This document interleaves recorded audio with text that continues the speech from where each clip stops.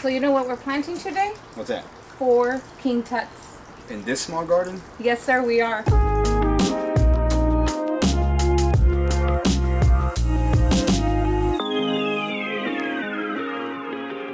So why would we be planting 4 King Tuts in a small garden? Have we gone mad? Not quite entirely. But if you did see our unboxing, you're probably wondering, what are we doing with 4 King Tuts in this small garden? Well, we're about to explain that to you a little bit.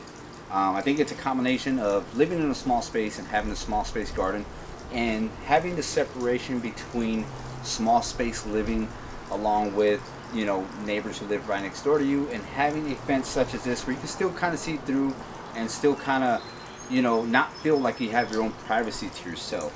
Yes. Do we want to go ahead and put something that first is probably going to cost a lot? If it's like, what would you usually put? What would you... The obvious choice is probably going to be like an arborvitae or maybe a shrub hedge or something of that nature. But since we don't have that luxury to do, we're going to use some King Tuts to try to use a kind of a screening type of hedge up here. And these guys grow massive. I know Angie absolutely loved it. We used the Prince Tut before. Yes, and that's why I told Ambrose, you know what, when we used it for a purpose too at the last We did. home. It was anchoring the porch on both sides. But it was a full sun area there. That was the difference there. Yep. It was full sun, so it was hitting us so strong, but we used to love to sit there on that porch. So it provided shade for us. Definitely. Yeah, but you know, it was very pretty shade, a dapple light coming in through that area, and it would cool it off a whole lot too. Oh yeah, but it was definitely a great plant. The Prince Tut obviously grew to size, but we're using King Tuts today because these guys actually grow 48 to 72 inches tall, and they spread out about 36 inches. So we're going to space them out about 36 inches to kind of create a screening hedge, and it also gives you a sense of division between having your own privacy and having something on the outside where, you know, you want to keep your own space. Yeah, and also the view. You know, we're creating a garden and we want a certain view. You know, we don't want to have things that are not pretty to our eyes. So we wanted to go ahead and put something that would, I know these guys just poof up from the top. So I'm excited to see that happen here. So the thing is, I am a little scared to plant them in there. Yes. But I think they're going to do just fine. We created a nice bed space where it's going to be able to grow out to what we wanted to. And that's not the only thing we're putting in there, because we're going to have some more visual interest in there that's absolutely going to look amazing. So we're also going to use a new Brunnera from Prune Winners called Jack of Diamonds. This guy grows 14 to 16 inches. It's a part shade to shade plant, which will absolutely do wonderful in this bed back here, because we get just a little bit of sunlight peeking over the fence here for the King Tuts to grow up, and these guys get plenty of shade at the bottom. Now, unfortunately, we're not going to be able to get to see the flowers this year because we're at the end of spring, but being a perennial, we'll be able to see it next year, and these guys will stay in there. We'll just take the King Tuts out and supplement with something else next spring. So that was one of my questions. What is your favorite part about it, the flowers or the leaves? I'd have to say possibly the leaves because of the silvery leather texture that it has, and I think at night it'll come to life with some of the moonlight, and it gives you just a nice look to it that I absolutely love. The leaves were glowing. I remember when we were bringing it out of the box, we opened it at nighttime, was it? At nighttime, and it just looked so pretty, guys. It was like glowing, so yeah. So we can't have a bed without flowers. What else are we putting in here? So we went ahead and decided we're going to do Endless Flirtation Browallia. So this one has a white flowers. Yep. And we just need to have some flowers. And definitely. That's like the greatest thing to having a shade garden, to be able to have flowers in some other way. And this one is from Planting to Frost. It will flower, so I'm really excited to be able to see back here in the shade garden, especially at night, because it's an area where we're going to sit and enjoy our patio area and enjoy it at night. Oh yeah, definitely. And we'll see those little white flowers at night. So I also love to enjoy our garden at nighttime. So that would be cool to see too. So before we start, from all three, I'm always asking him, what is he most excited to grow? I'm more excited to see the Brunnera, I believe. Okay. I'm excited to see the King Tut. I just want to see how big it's going to get for us here in this bed. Yep. I think to me it's an experiment more than anything. Definitely. With the King Tut. Okay, so let's get planting. Yep. 12 bags of potting soil, exactly what I calculated.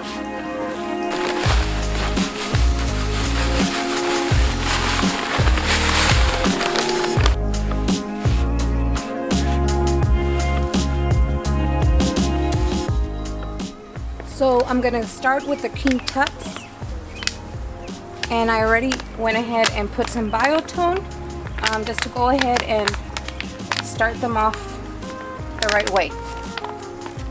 It's a lot of roots right there. Just mess with them a little bit. See that, guys? They're ready to get planted. That's why I wanted to hurry up already and get them in.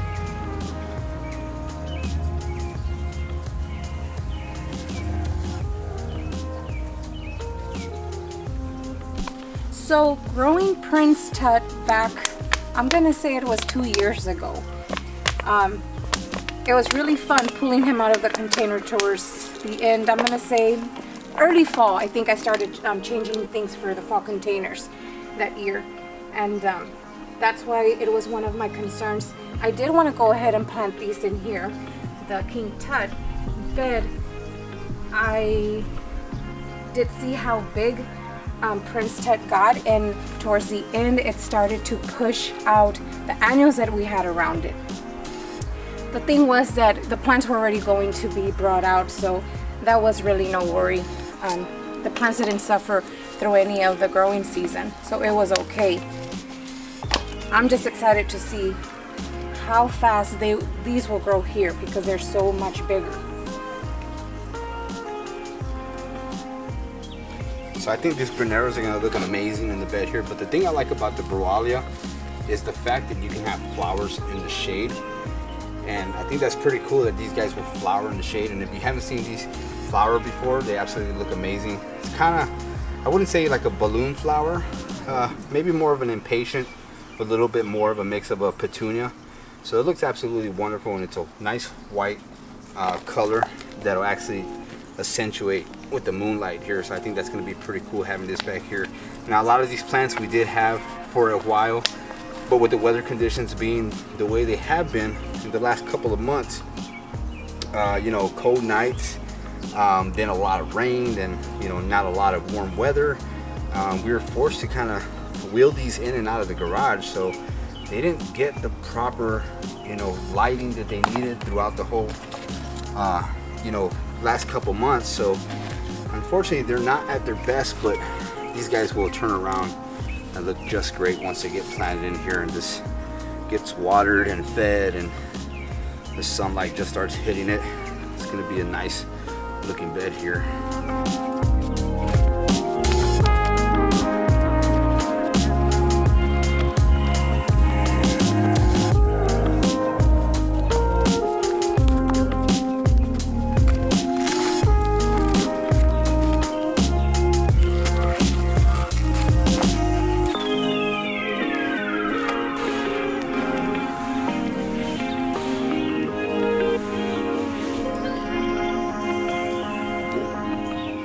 So we're done planning up this bed, and one thing we were talking about was the spacing between these King Tuts. That's my worry. I know Angie was a little bit worried, but I think we have enough spacing for you guys to grow out. As she talked about earlier was, you know, these guys started pushing out stuff in the containers, but that's something that we don't have to worry about towards the end of the season. It was towards the end. I'm going to repeat it again. It was fall. I was already going to transition to fall containers. Yep. So that really wasn't a big worry. The plants did what they had to do. Yeah, I mean the purpose of putting the King Tuts back here again is for some sort of privacy screening to kind of give that division between, you know, neighbors and our yard and having our own area back here. Now when you see this area again, we're exactly not going to see it this way. It's not going to be a big open area.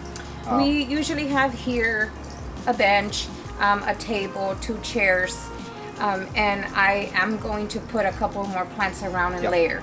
So it was really the background of the whole area where we hang out.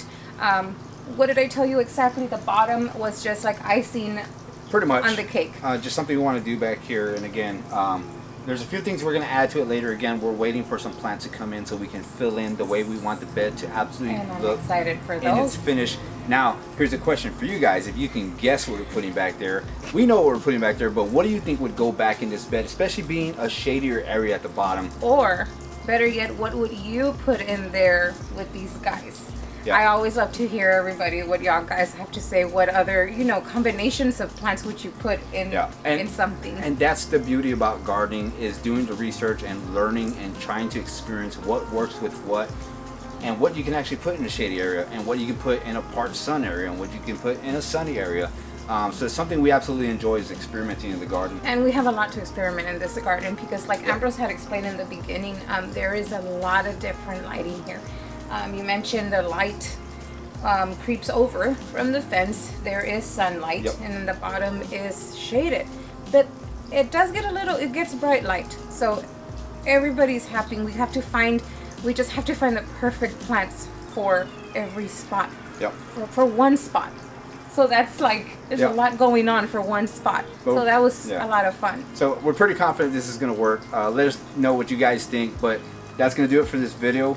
Hope you enjoyed what we planted here today, because we definitely can't wait for the next couple months to see what this looks like.